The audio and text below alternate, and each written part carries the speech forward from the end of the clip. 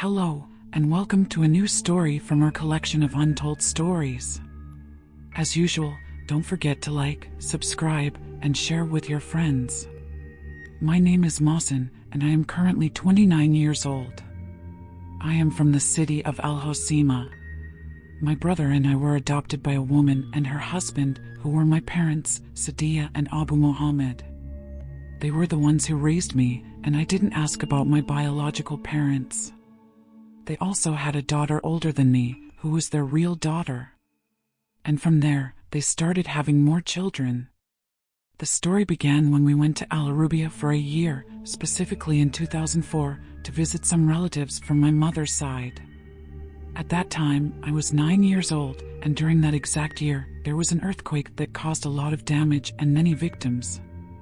From that moment, I began discovering some truths about myself, that I was not a normal person. I'm the type who loves being alone, walking in nature, and by the sea. That night, while we were in Al Arabia, I went for a walk but wandered far from the house. As I was coming back, I saw an old abandoned house that looked strange. It wasn't inhabited. I didn't know who owned it, but I entered. The door was made of tin, and as soon as I stepped inside, the walls were covered with strange symbols and talismans. What shocked me was that I knew those symbols, even though I had no knowledge of them at that time. I was still young and didn't understand much about this world.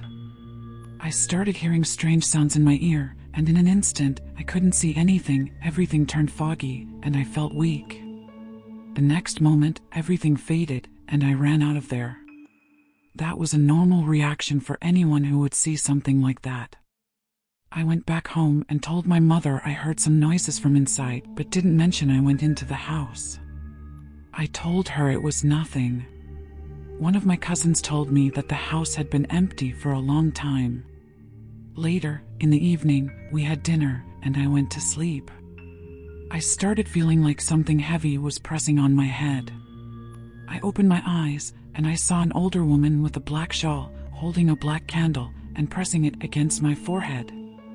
Her face was covered with thick hair, and her mouth was gone. She was sleeping near me, along with my cousins. I was confused and terrified.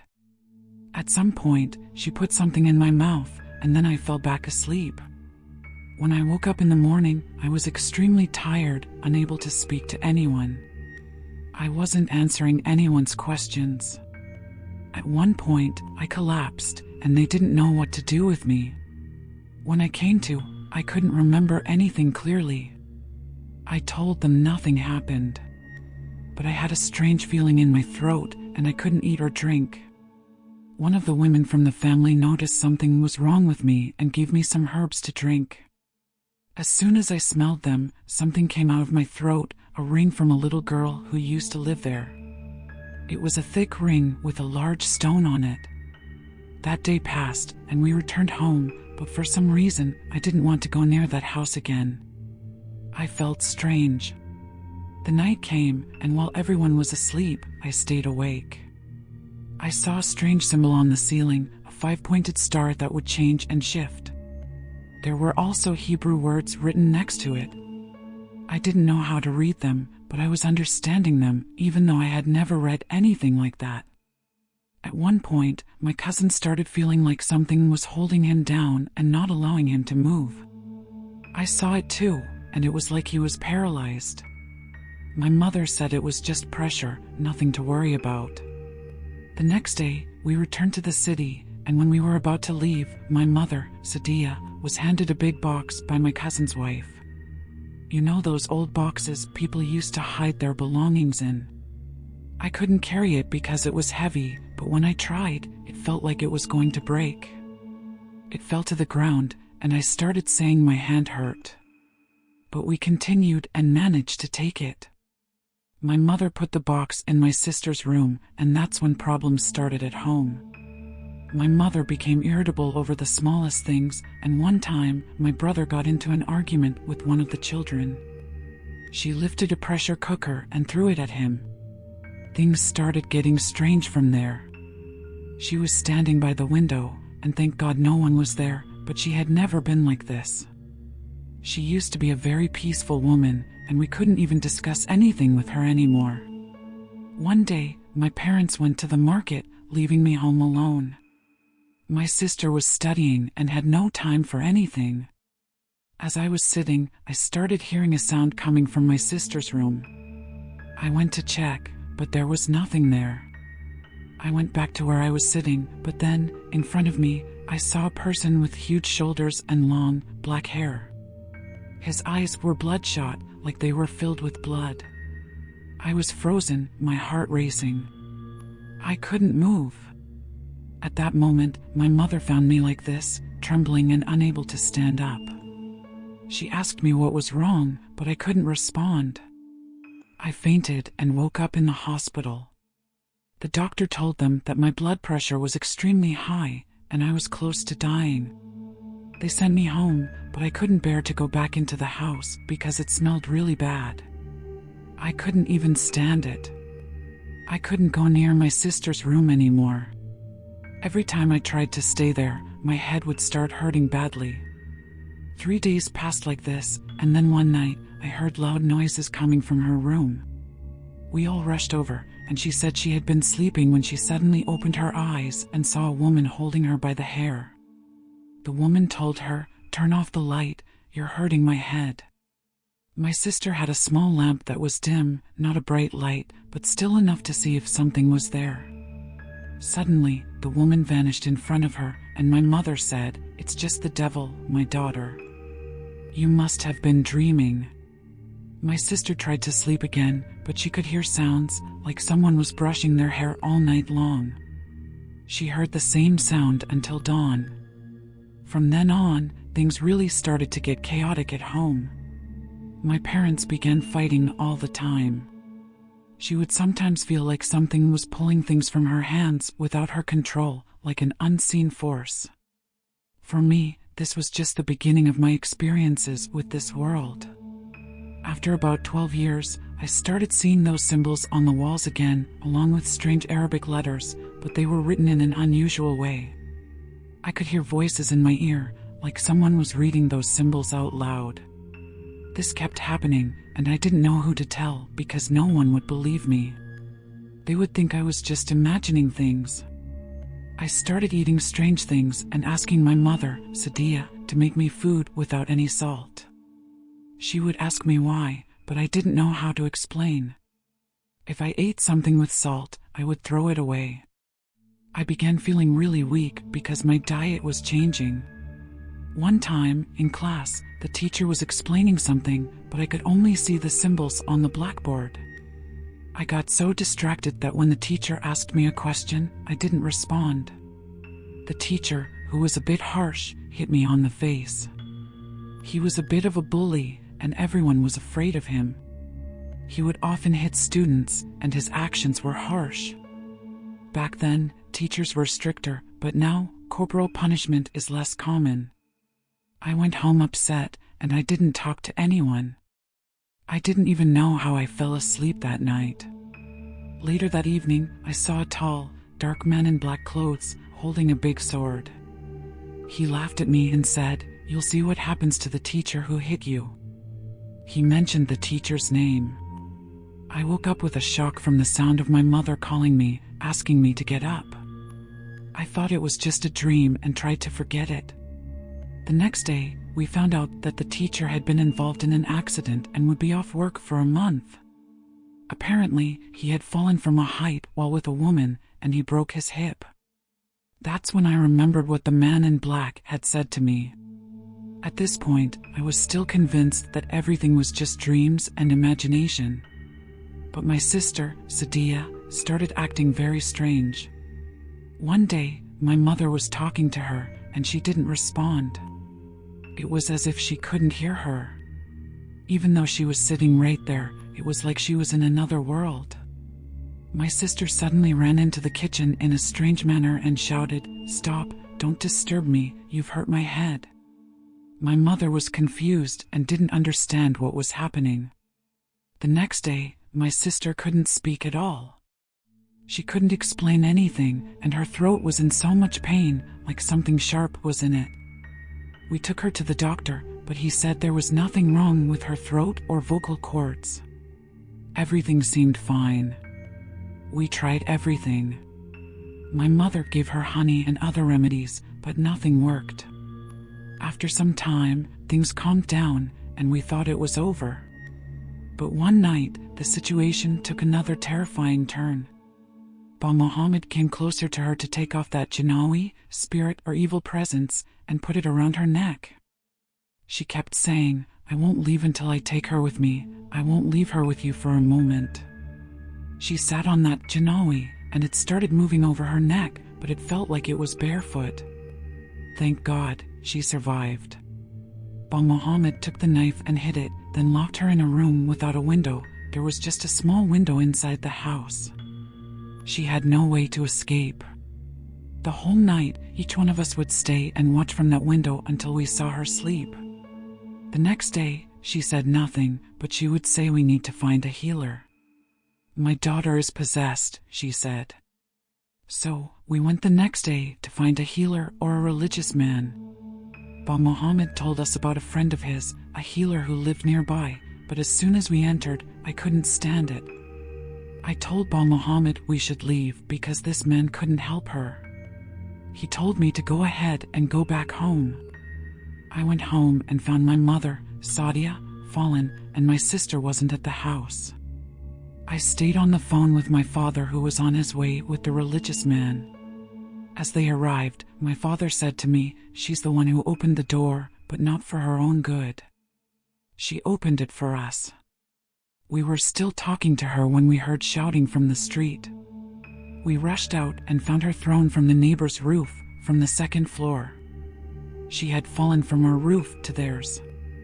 People were screaming and calling for help. She was covered in blood, and I thought she was dead. They took her to the hospital. The doctors did some surgery on her head, and they said she might die. But, thank God, she survived. She had 2 broken legs and a broken shoulder. The healer couldn't do anything. He told them, "Wait until she recovers, and then I will treat her because the situation might get worse." We learned that my sister, Samia, was no longer the same. The whole family treated her differently, as if she was under a curse. One time, my aunt, Sadia, was sitting normally until she started seeing strange things. She said, "You're the cause of Masuda's death." It turned out that Masuda, who was my maternal uncle's wife, had been cursed, and the curse stayed with her until she died.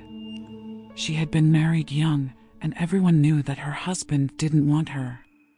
He had someone put a spell on her, and she had been sick for a long time before she died. On that day, her body was in front of us, and my uncles and their families were all gathered.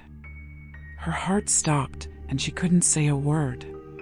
She had a seizure, and they took her to the hospital. My uncles blamed our father and mother, saying, "Take care of your daughter, she's possessed." The doctor told them, "You need to be careful with her because she is older now, and you shouldn't let her get stressed." My sister Sadia told them, "If you want to gain my approval, hurry up and take that girl to the doctor, she's not normal." She said, "Let's take her to someone who can stop this." We continued to suffer with my sister Samia. Even my mother Sadia sometimes did strange things, but they weren't extreme.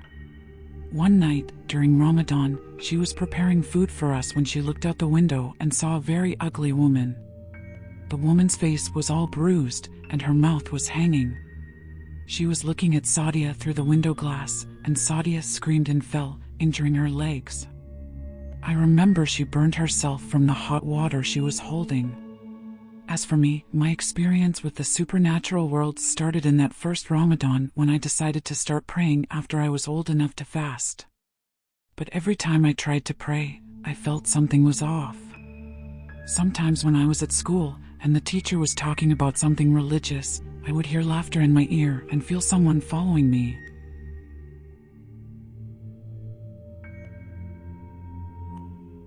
I would stop to pray, feeling something was pulling at me, but I didn't associate it with anything supernatural. I just thought it was the cold or something else.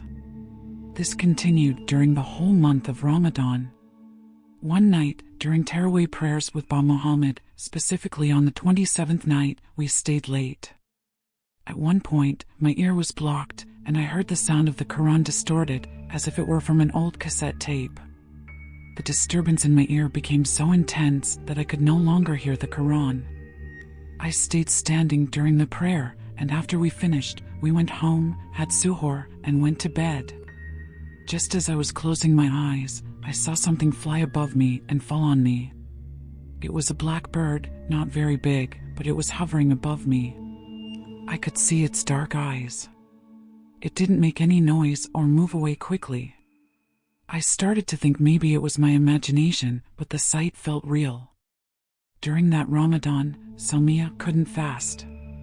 She was diagnosed with severe anemia, and the doctor told us that her hormones were completely off, and her period was irregular. It was very concerning. One time, Ba Muhammad and Sadia mentioned that a woman, known for her noble character, came to visit some people in the neighborhood. She went to her, maybe God will heal her through her hands. She went to those people and begged them to let that woman come to our house to treat my sister. Indeed, the woman came after the afternoon prayer, and she seemed to be reading the cards, claiming that by looking at them, she would know what was wrong. She started asking about her life, as my sister could see things about people and would start talking to them, revealing details of their lives, sometimes even things they might not know about, like the names of their children. The woman was surprised and said to my mother, "They are married, but if you want her to become a healer, she has to follow their path, or they might cause her harm." We realized that there was nothing my sister could do, but she kept following her. My mother said, "If you want me to take her with me, I'll go tomorrow." But my mother didn't let her go and said, "You might take her, but don't come back to see her again, because girls like her can cause harm." At the age of 15, I became obsessed with this world. Every time I heard about a book, I wanted to look it up or learn about it. Even the people I associated with were those who had experiences or had seen things, while regular people pushed me away, even if they were close to me, especially those who prayed and had faith in God. There was a boy I used to hang out with who, at a young age, had memorized the Quran. By the time he was 15, he had memorized 40 chapters. He always advised me to memorize the Quran and pray, and he would give me small sections to begin memorizing. But the next day, I would forget what I had learned, and the prayer would come with difficulty. I couldn't finish praying, and sometimes I would be surrounded by bad thoughts. It was so overwhelming that I couldn't even remember which prayer I had completed. One day, that boy and I were at the beach, and suddenly I became obsessed with him and wanted to harm him. I tried to strike him, but his shirt got caught in my hand, and I couldn't get it out. He was afraid of me, and I remember telling him that if he didn't leave, I would kill him. From then on, our relationship became cold. We stopped talking, and whenever he saw me, he would change his path. The people I now associated with were those on the wrong path, the ones who wanted to try things out. I became involved in this world even more deeply. One of my friends, who was a bit older than me, around 18, had a book from his uncle's house. His uncle was a well-known sorcerer from Trident. The book contained spells, and my friend wanted to try them out. We decided to try it in an old house in a popular neighborhood called On. We had to use our own blood and a candle for the ritual. We drew symbols on the ground, and when the candle was lit, it would signify whether the spirit had come or not. We did the ritual, and I even injured my hand to use the blood, but the candle kept burning and nothing happened. We started hearing strange noises, and the house lights went out. We ran out in fear, leaving the candle and the drawings behind. That night, I had a dream about a creature.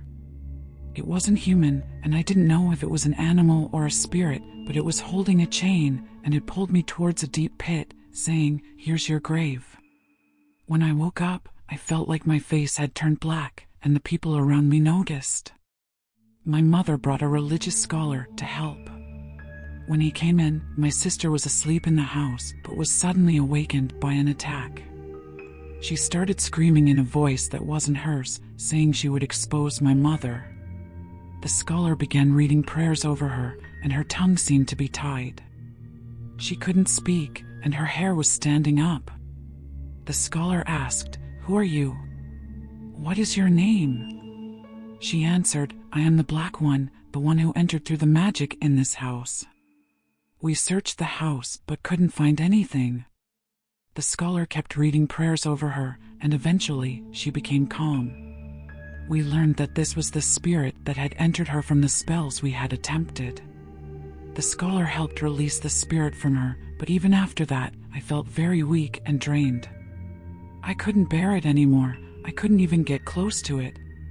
They took me to the hospital, and I won't even tell you how bad it was. Those days, when I lost everything and they did surgery on me, but that disability stayed with me. My life was completely affected, and until today, I still can't hear from my left ear. There's a lot of hatred in me. Whenever I'd see someone who could help, like a healer or a religious scholar, I would go to my sister, but no one could help her. Even people from home started losing hope and wouldn't bring anyone for her. Things were so bad that I was always fighting with them. At one point, I left home, and as I told you, I was only hanging around with some guys who were lost in the streets. They were hanging out together, causing trouble, and I went to them. Every time I would stay with one of them. I made a lot of friends, and their workers were doing wrong things. Some of them were selling hashish, others were doing bad things. I liked it at the time because I got to taste some of the money they made in an illegal way, and I became part of it. I started doing the things they did. The disease also worsened. I healed a lot, but my face became terrifying. Those who saw me were scared. My eyes were swollen, and my face was strange. I stayed like that until about 17 or 18 years passed. I stayed far from home. My father and mother kept calling me, but I never responded.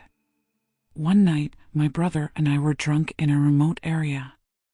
We used to gather there, the land that wasn't developed, and it was surrounded by wire. It seemed like a strange sight to us.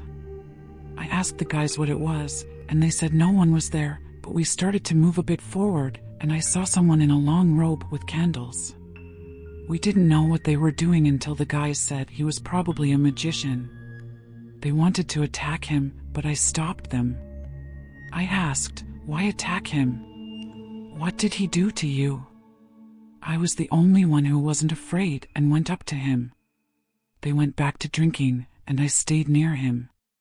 When he saw me, he was shocked and wanted to get up. I told him to wait. I wanted to talk to him. I started telling him about what happened to me and my sister. He said, "If you want, come to my house. I can't talk to you here." I told him that the guys were about to attack him, but I stopped them. He thanked me and invited me to his house. I will tell you what happened when I went to his place. It was outside the city, about a 2-hour drive. I took a motorbike with a friend and went to his house. His house was filthy, smelled bad, and the walls were dirty. No one could enter, but I did. I was actually kind of okay with it. I found some of my brother's things there. They looked real, but not everything was real. About 70% of it was. I could tell the difference because I had seen such symbols from when I was younger. He asked me if I had a picture of my sister. I showed him one on my phone, and he was surprised. He said the same thing the first person told us, that she had magic in her house. He said it was placed exactly in something we had brought, something made of wood. At that moment, it hit me, it was the box my aunt had given to us. From the day we brought it into the house, the problems started. He told me my sister didn't have a serious issue. He could send her something to help her, but the magic had to be removed by hand. What shocked me was that he told me, "She's not your sister." I couldn't sleep that night. I kept asking myself why this spirit was torturing me. He told me that I had made a blood pact with it. The healer told me that it was very hard to undo this blood pact and that it would stay with me until I die. He also told me that this spirit could be passed down to my children. Then he said I wasn't just dealing with this spirit. I had many others in front of me from the lower levels of jinn. There were clear signs of it. He told me that the magic came from my family, that my ancestors were sorcerers. Even my real father was a sorcerer. I could feel it because I had dreams since I was a child where I saw men writing with candles. Most of them were sorcerers. I was sure they were, and I had recognized them for some time. Everything he said was true. He told me that now I had two choices: either I follow the path of my father and my ancestors, or I walk away and forget it all. That night, I decided to leave. I went back to my father and mother, but they were looking for me. I went to a house in a small village, and there I found the magic in the box. When I opened it, I saw that the magic had been placed by my grandmother, who had hoped to separate my aunt from her husband. The box was given to us, and that's how the problems spread in our house. I've only shared a small part of my 18-year-long life journey with you, and there's still more to come. After finding the magic's location, we went to a healer to remove it. Thank God, my sister recovered, but it took many years from her life. When I returned to my family, I realized that my ancestors had a dark history with magic. My family was known for their connections to sorcery, as the healer said. This was the truth. My father was trying to carry out certain rituals on me, trying to make me fit into his legacy. I was born during a specific time of the month, and before I was born, my parents had to go through rituals to make me the way they wanted. My mother didn't agree with this, and that's why she agreed with the midwife from my aunt's family to raise me away from all of that. This was exactly what happened. I grew up away from all of that sorcery, but my family tried to bring me back into it. I began to realize that the path they wanted for me wasn't my own. I decided to leave and start my own life. I didn't want to live that life, and I knew I had to go away and live the way I wanted. I couldn't stay with them anymore, even though they wanted me to. One night, I packed my things and left to find a man named Abdi, who I knew could help me. I stayed with him because I knew he could help me escape that path. He told me that if I wanted to get far, I had to do something serious. He placed his hand on his heart and told me that it was time to make a decision. At that point, I didn't trust anyone, not even my parents who raised me. I hated the world and the people around me. Those demons who were with me caused all my pain. But the people I met were good. They helped me find my way out. I stayed with Abdi until I turned my life around. His family and everything that happened, he came to live in your house, which is outside the city. Afterward, his family disowned him and they hurt him a lot. I was shocked when he told me that he took revenge on them all and scattered their family. His father went to jail, his aunt died, and all of her children went down different paths. As for his mother, she had passed away when he was young. During that time, he treated me like his son, with the condition that I never enter a certain house, as he worked there. I didn't even think of approaching it. He told me that the jinn with me were all evil, and if anyone harmed me or came close to me, they would be thrown away. If someone tried to take me off their path, they would destroy my life. I was eating, drinking, and living well with him, and I was living with his mother, Sadia, and his father, Mohammed. He would always hold my head in his hands after the sunset. I couldn't enter the house, as I told you. Despite this, I was living well with this man and felt happy inside during those early days. He never asked me to do anything, even though I was curious to know what I would learn. People with good reputations would come to him, and I would be surprised when I recognized some names. Some of them were well-known personalities.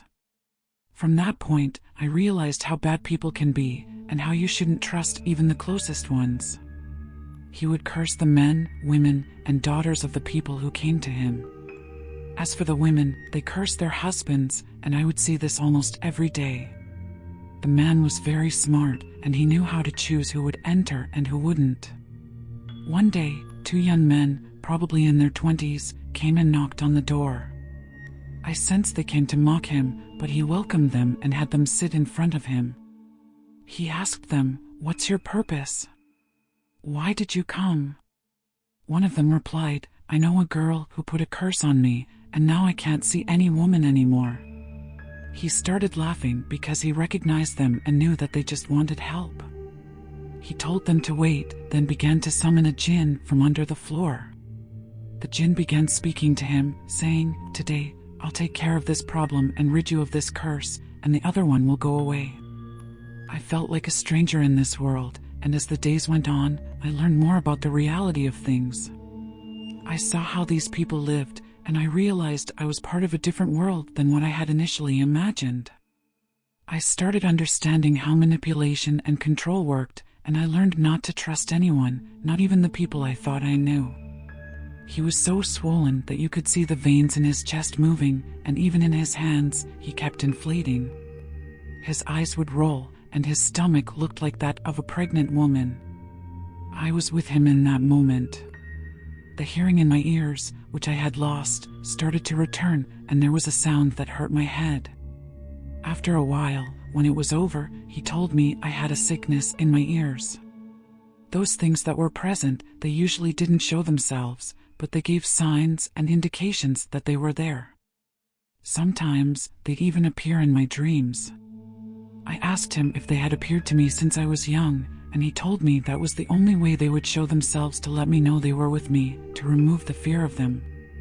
The form they showed me was not their real form, but just something they chose to manifest, as there is a veil between us. If that veil was lifted, a person could go mad.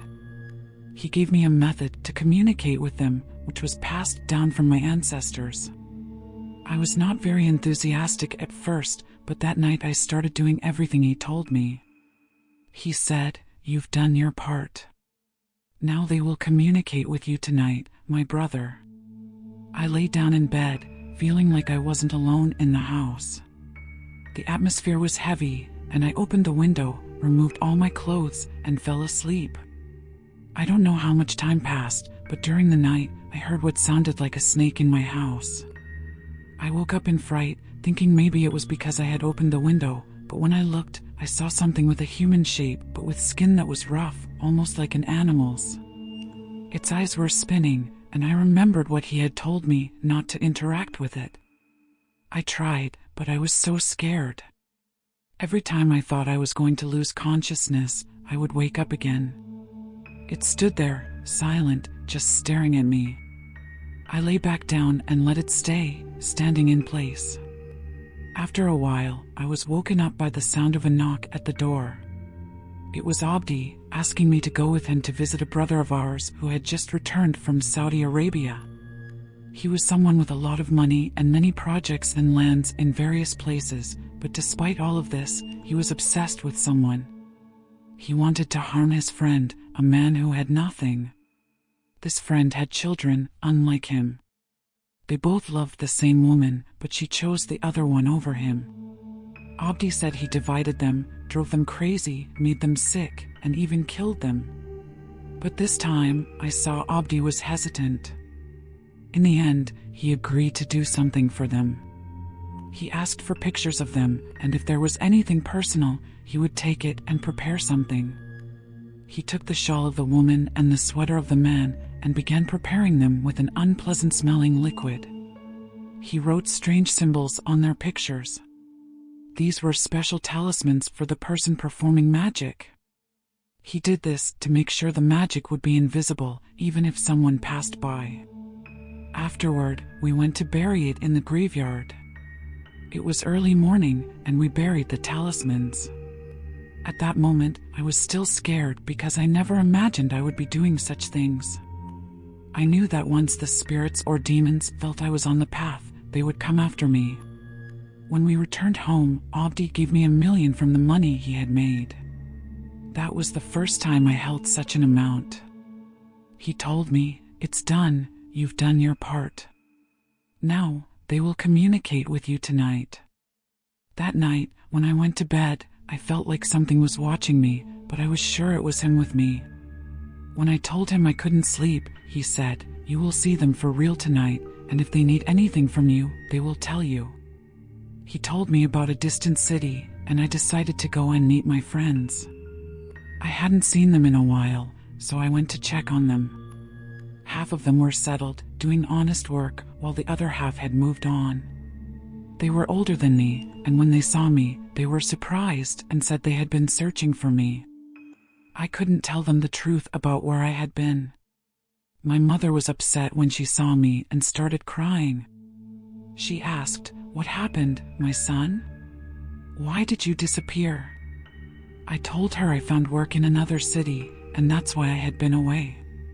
But I could feel she knew I was hiding something. When Abdi removed the magic from the box, I returned home and things went back to normal for a while. But I felt like my life was lost. I couldn't help but feel like something had gone wrong. Later, I was with him again, and I noticed something odd. He began to behave differently, and people who were around him could feel the change. The demons would be visible on his face, and his whole demeanor would change. He would eat, but I couldn't tolerate it.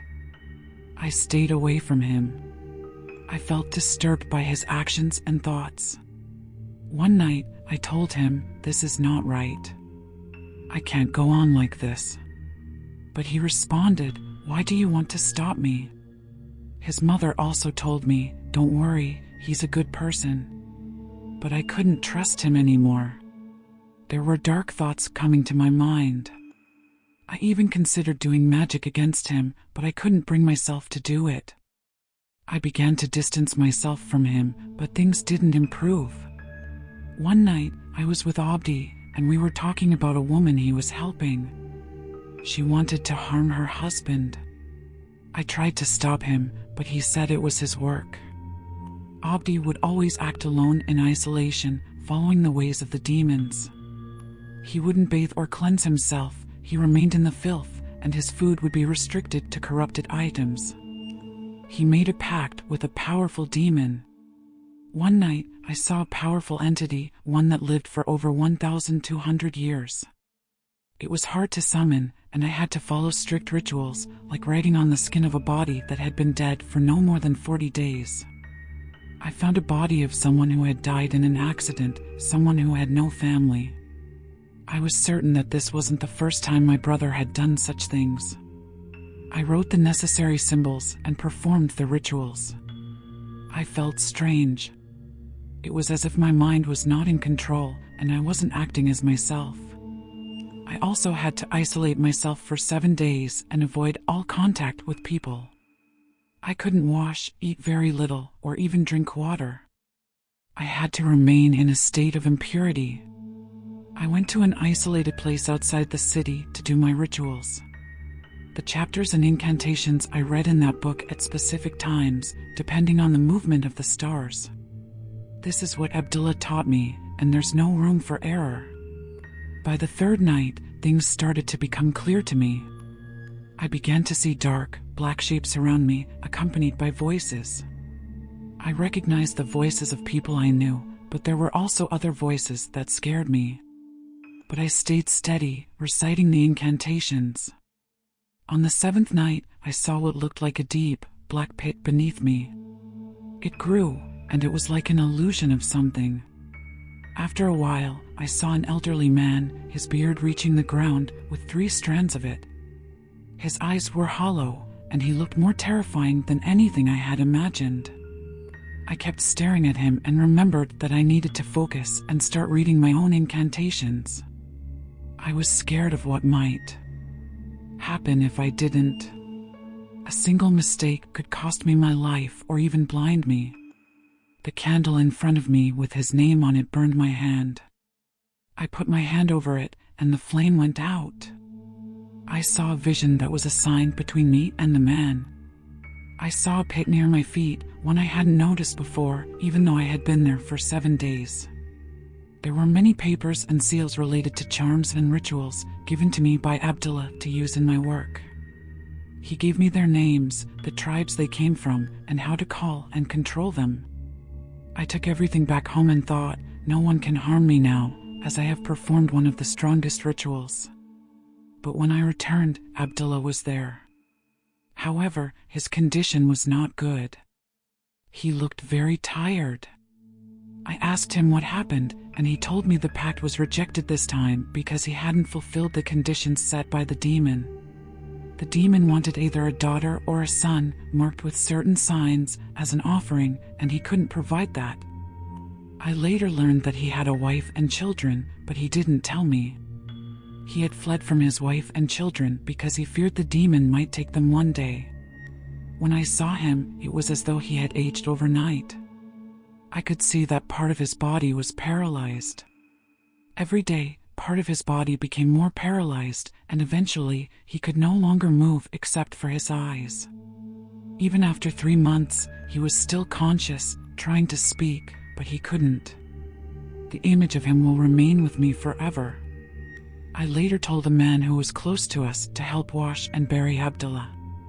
When we laid him out, his skin clung to his bones, even though he was a strong man before all this happened. I realized the cause of his condition was the demon's influence. His flesh had turned blue, as though he had been beaten severely. The man even questioned me, asking if I had been beating someone. The smell coming from Abdullah was unbearable. We began to bury him after performing the prayers, but I couldn't enter the mosque with them. I left and moved to the eastern side of Morocco, near Berkane, where I resumed seeing the strange dreams I had in my childhood. I returned to witnessing gatherings of men who were writing with pens and lighting candles, just like before. I tried to live a more righteous life, but secretly, I was still engaging in the worst forms of blasphemy, deceiving people, and leading them into sin. Despite my efforts, no one remembered me for doing good. The women in the neighborhood would come to me for treatment, even though I never meant to help them. Instead, I was causing more harm, just as Abdullah had done. One day, a man who was just starting in this work came to me. I sat with him so he wouldn't suspect me. But as I spent more time with these demons, they began to affect me. At the age of 20, I appeared older, as if I were 34 or 36. One day, the man collapsed, unable to breathe, and ran away, never to return. He became very ill, and I never saw him again. This whole time, I had been living a double life, using demons to achieve my goals, manipulating people, especially women, in the worst ways. My life became filled with darkness, and the more I interacted with demons, the more people came to me seeking help. The connections I had with these spirits and people only grew, and I realized how deep I had fallen into darkness. I think that little pink girl and those who were with me used to be like this, as if I were living well and comfortable, until I started thinking of doing something good. After I returned the girl, she passed by me. That night exactly, the heat came and stood in front of me. They were like two people, neither human nor animal, and they looked angry with me. They put their hands on me, which felt like burning coal, and my legs got burned. I became angry because I felt like I lost control over them, and that's what they do to you. In the beginning, they make you think you can control them and do what you want, but when you make even a small mistake, they forget about you. From that moment, I decided not to obey them anymore, whether it was for rituals or any dark deeds in general. I thought it was easy to repent and nothing would happen to me, but what happened was something else. I swear to you, my brother, that the woman gave me a Quran because I returned her daughter. I didn't find it. I had placed it at home where I sleep at night, and I couldn't sleep. I would feel something pushing on my door and windows. Sometimes I would be asleep and something would force me to pray, and then I would have some kind of disaster. I started hearing voices, like someone calling my name, especially the illness. It was affecting me a lot in the house. One day the light went out and the bulbs broke suddenly. When I prayed or knelt, I could hear a voice as if someone was next to me. As humans, we sometimes enjoy something at first, but later it gets to our head. This is what happened with me. The magic and the spell got into my head. At first, I was happy and excited because I was learning and wanted to discover new things, but later I realized that it was a dark path and it would lead me to disaster. One night, I prayed, and I felt severe pain in my head. I was shaking in my place, and then I saw a big black dog enter, grabbed me by my neck, and I tried all the escape methods I knew, but nothing worked. It held me until dawn. I couldn't relax anymore, and between the night and day, I turned into a poor person. I was even thrown out of the house I was living in. I started sleeping by graves, and every time I would get attacked for no reason. People would stomp on me, and I had no money left. Honestly, I couldn't handle it in the streets for 3 months. I just wandered in the alleyways and experienced real humiliation. As much as they gave me a gift in front of others, they would eventually knock me down. No one would care. I would crawl to the shrine's walls until a man in white passed by. I didn't know where he came from, but he looked at me and told me to get away from those days. I felt like I was losing my mind. I would sit and see a goat coming toward me, talking to me, asking me to slaughter it and give them the poison. Yes, my brother, I reached a point where I thought I was crazy, even though I didn't use drugs. I used to drink, but I knew that drinking couldn't cause such a state. I thought of the people who raised me and kept crying for them. They used to say to me, "Return to what you used to do in your life, just return." But I told them I couldn't, as if they knew me and that I had walked down the wrong path. I remember my mother's family, may God bless them. I stayed there until I got tired and decided to return to their way. I went to a place near the graves, and I started performing certain rituals to renew my covenant with them. I would pray on my side, in the opposite direction of the Qibla, and recite certain verses upside down, as if I was asking them to be pleased with me. And this was a big mistake, my brother, because I was hiding from them and not fearing the one who created me and them. After some time, I went back to serving people with those bad deeds. I kept saying to myself that this path had no return. A woman came to me because her husband was mistreating her and was very religious. She was fascinated by magic and spiritual practices. When he found out, he wanted to divorce her. But she came to me like someone looking for something. She had no way out, and I didn't care about her situation. She kept asking me to help her get rid of her husband. She was greedy, and I knew that. She used to visit Morocco every year and spend large amounts of money. Those who practiced magic and spiritual work were using her, as they were fraudsters. I didn't care about her anymore. I took her back to her house, and I learned secrets from her about her childhood. She was shocked by me. I kept hearing that stuff in my ears while I was whispering. She said to me, "You're really dangerous."